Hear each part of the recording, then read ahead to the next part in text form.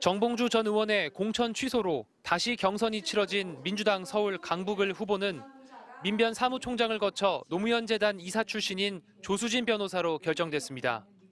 이 지역 현역인 박용진 의원은 탈락했습니다. 공개할 수는 없지만 상당한 정도의 득표 차이가 있었습니다. 여론조사 없이 당원 투표로 치러진 경선에서 박 의원은 의정활동 하위 10%로 인한 30% 감점을 받았고 여성이자 정치 신인인 조 변호사는 25% 가산점이 적용됐습니다. 지난 총선에서 민주당 서울 의원들 가운데 최고 득표율을 기록했던 박 의원은 4년 만에 현역 의원 하위 10% 통보를 받았습니다. 국회의원으로 활동을 하면서 꼴찌다라고 하는 당의 통보에 대해서 여러분이 평가해 주십시오. 3명이 치른 1차 경선은 통과했지만 결선에선 지역구까지 옮기며 자객을 자처한 친명계 정봉주 전 의원에게 졌습니다. 목발경품 발언에 거짓 사과 논란이 더해져 정 전 의원의 공천이 취소됐지만 민주당은 박 의원이 아닌 추가 경선을 선택했습니다. 어떤 결과가 나올지는 이재명 대표도 알고 저 박용진도 알고 있습니다. 공천장을 뺏긴 정봉주 전 의원은 조수진이 정봉주라고 했고 비명계 의원은 박용진의 승리가 민주당의 승리라고 맞섰습니다. 박 의원은 노무현 전 대통령 묘역이 있는 봉하마을을 찾아 끝까지 당심에 호소했지만 이재명 대표를 지지하는 다수 당원들의 선택을 끝내 받지 못했습니다. 막말 논란에 휩싸인 양문석 후보의 공천과 패배로 끝난 박 의원의 경선 과정은 막판까지 민주당의 계파 갈등을 첨예하게 드러냈습니다. 박 의원은 우리 정치와 민주당이 더 합리적이기 위해 이번 과정이 시금석이 되길 바란다며 윤석열 정부 심판을 위해 힘을 모으자고 밝혔습니다. MBC 뉴스 신준명입니다. 더불어민주당 제22대 총선 전략선거구 한 곳 경선 결과를 발표하겠습니다. 서울 강북구을 1등 후보자는 조수진 후보입니다. 이상으로 전략선거구 한 곳에 대한 경선 결과 발표했습니다.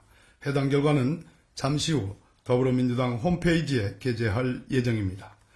참고로 전략선거구는 재심이 없음을 말씀드립니다. 혹시 이거 득표율은 따로 공개가 할 수 네. 있을까요? 득표율이요.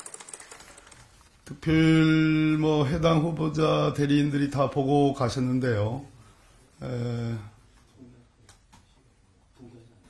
공개할 수는 없지만 상당한 정도의 득표 차이가 있었습니다. 예, 마치겠습니다. 민주당 최고위원회는 심야회의 끝에 정봉주 후보의 공천을 취소한 서울 강북을에서 전략 경선을 하기로 결정했습니다. 차점자이자 이 지역 현역인 박용진 의원을 공천하지 않고 다시 경선을 하는 겁니다. 이재명 대표는 정봉주 후보 공천 취소에 안타까움을 드러내면서 승자와 패자만 있을 뿐 2등은 없다고 했습니다. 정말로 살점을 뜯어내는 심정으로 불가피하게 저희가 공천 결정을 취소했습니다. 차점자가 우승자 되지 않습니다. 다만 박용진 의원도 경선에 참여할 수 있다고 했습니다. 하지만 김부겸 공동선대위원장이 즉각 반박에 나서면서 박용진 후보 공천 승계 여부가 선대위 내부 갈등으로 번지고 있습니다. 김 위원장은 결국 박용진은 안 된다는 결정으로 이해될 수 있다며 수도권 선거 전체에 미칠 영향이 심히 염려된다고 비판했습니다. 김 위원장은 노무현 전 대통령을 실패한 불량품 등으로 원색적으로 비난한 양문석 후보의 막말 논란에 대해서도 다시 검증해야 한다며 당이 공식 선거운동을 앞두고 가장 큰 위기에 빠졌다고 지적했습니다.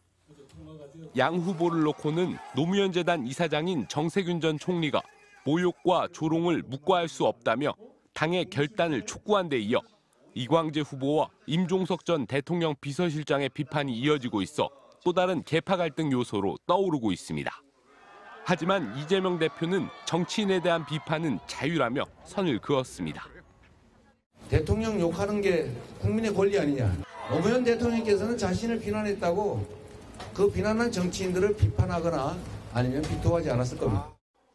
이재명 대표 대선 캠프에서 배우자실 실장을 맡아 사천 논란 끝에 경선을 치른 권양엽 후보는 현역 서동용 의원을 꺾었습니다.